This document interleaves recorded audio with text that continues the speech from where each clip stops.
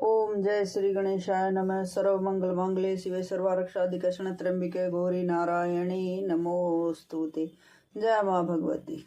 जय श्री राधे। कौरव पांडव का इतिहास। सूत जी कहते हैं, आदरणीय द्रौपदी पांचों पांडवों की भार्या हुई। उन पांचों पांडवों से द्रौपदी के 5 पुत्र हुए। सुभद्रा से अर्जुन का विवाह हुआ, जो भगवान श्री कृष्ण की बहन थी। अर्जुन उस कल्याणी सुभद्रा को भगवान श्री कृष्ण की संपत्ति से हर कर लाए थे। सुभद्रा से महान वीर अभिमन्यु का जन्म हुआ। वह वीर बालक सम्रांगण में सदा के लिए सो गया। द्रौपदी के 5 पुत्रों की निर्मम हत्या हो गई। राजा विराट की पुत्री से अभिमन्यु का विवाह हुआ था। वंश डूब रहा था। उस समय उनके एक पुत्र उत्पन्न किया गया, जिसके प्राण अग्निबाण से निकल चुके थे। स्वयं भगवान श्री कृष्ण ने उत्तरा के उस बालक की रक्षा की। वंश के समाप्त होने पर उस पुत्र की उत्पत्ति हुई थी, अतः वह श्रेष्ठ बालक पृथ्वी परीक्षित नाम से विख्यात हुआ। पुत्रों के मर जाने पर धृतराष्ट्र के दुख का और छोर न रहा। धृतराष्ट्र ने पुत्रों को श्रद्धांजलि कर्म सविधि संपन्न किए, ब्राह्मणों को बहुत साधन दान दिया और वैदिक क्रिया करने के पश्चात वे गांधारी के साथ वन में चले गए। कुंती और विदुर भी साथ थे। एक समय वन में अन्यासी आग लगी, जिसमें धृतराष्ट्र, गांधारी, कुंती सभी जलकर भस्म हो गए। उस समय संजय राजा धृतराष्ट्र को छोड़कर तीर्थ यात्रा करने गए हुए थे।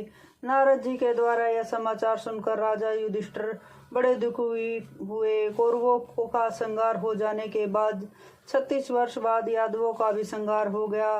ब्राह्मण के श्राप से वे प्रभास क्षेत्र जाकर मर मिटे। बलराम जी ने भी शरीर त्याग दिया। भगवान श्री कृष्ण बहेल्या के बाण के व्याज से अंतर्ध्यान हो गए। भगवान श्री कृष्ण के अंतर्ध्यान होने की अप्रिय बात सुनकर वासुदेव जी ने भगवती भुवनेश्वरी का ध्यान किया और प्राण इंद्रियों को पवित्र करके वे सदा के लिए शांत हो गए। तदनंतर समुद्र ने भगवान श्री कृष्ण की उस पुरी को भी डुबो दिया।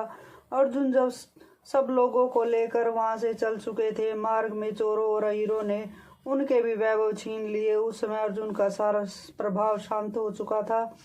भगवान श्री कृष्ण का अंतर्ध्यान और यादवों का संहार सुनकर महाराजा युधिष्ठिर हिमालय जाने का विचार करने लगे। उन्होंने उत्तरानंदन महाराज परीक्षित को राज्य पर अभिषिक्त किया। तदनंतर महाराज युधिष्ठिर ने द्रौपदी और भाइयों के साथ हिमालय में जाकर शरीर त्याग दिया। राजश्री परीक्षित बड़े ही धार्मिक पुरुष थे। उन्होंने 60 वर्षों तक सावधानी के साथ संपूर्ण राज्य का पालन पोषण किया। इसके बाद एक दिन महाराजा परीक्षित शिकार खेलने के विचार से ज्ञानवन में चले गए। एक मृग को खोजते हुए उत्तरानंदन महाराजा परीक्षित थक गए। इतने में पास ही एक मुनि दिखाई पड़े। उस समय मुनि ने ध्यान लगा रखा था। राजा ने आतुर होकर उनसे जल के लिए पूछा। मुनि मौन धारण किए थे।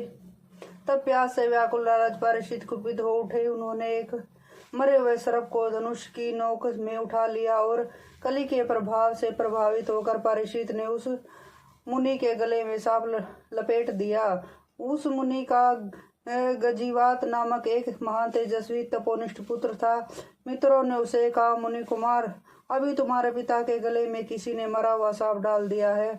उसी क्षण हाथ में जल लेकर उसने राजा परीक्षित को श्राप दे दिया, जिसने आज मेरे पिता के गले में मरा हुआ सांप डाला है, उस नराधम को आज से 7वीं रात तक नाश सांप काट खाए। मुनि का एक शिष्य राजा के पास गया। उसने मुनि कुमार गवी जात का दिया हुआ श्राप महाराजा परीक्षित को कह दिया। बोलो भगवती मैया की जय।